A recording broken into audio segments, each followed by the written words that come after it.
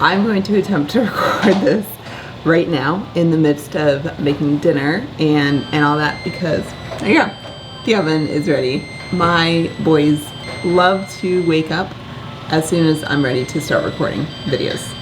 This happens every single week. So we're going to talk about boys and pottying boys or elimination communication with boys.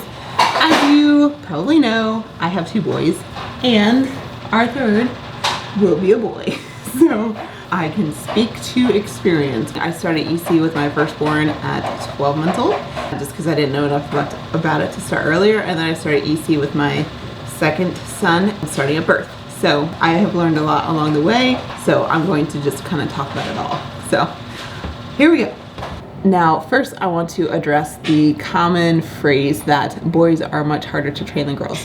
And I haven't dove into this a whole lot, but I recently overheard something on a podcast that made a lot of sense. She was kind of talking about the fact that, like, who typically does the majority of potty training? It's mothers. More recently, fathers are helping out.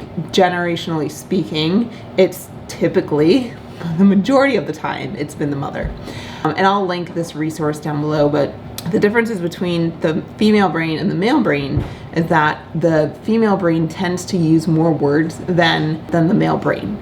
So with the male brain tends to learn a little bit more efficiently when there's less words, but they're just like efficient words. The source kind of talks about when you are, whether it's EC or whether it's potty training, using less words can actually be more efficient because it's essentially, she kind of compared it to your child is a child. Your child is not a puppy, but essentially like puppy training, like potty training a puppy or training a puppy for any kind of trick or anything, right? You say, sit, out, go potty, just anything. So those are just very quick, efficient words.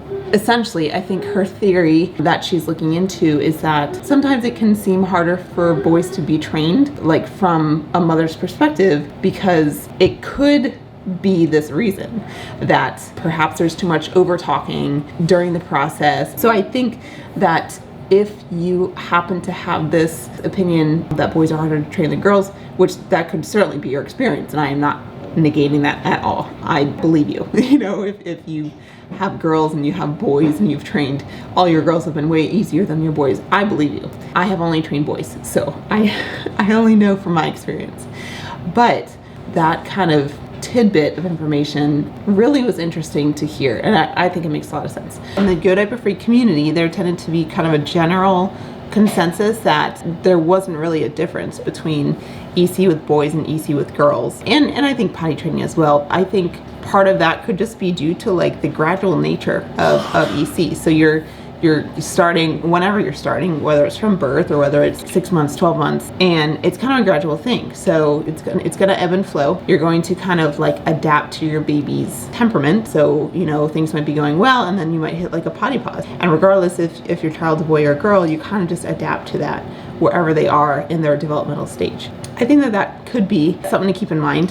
Say if your friend or your neighbor or like someone from a mom group says like, oh my gosh, you have a son, potty training is gonna be so hard, and I'm talking like EC and potty training, she's like, wait as long as possible. And I've seen this in mom threads too, and just like, you have a boy, like wait as long as possible to potty train because mine was so difficult and whatever. And it's hard, I think, because who knows, you could have like a really seamless experience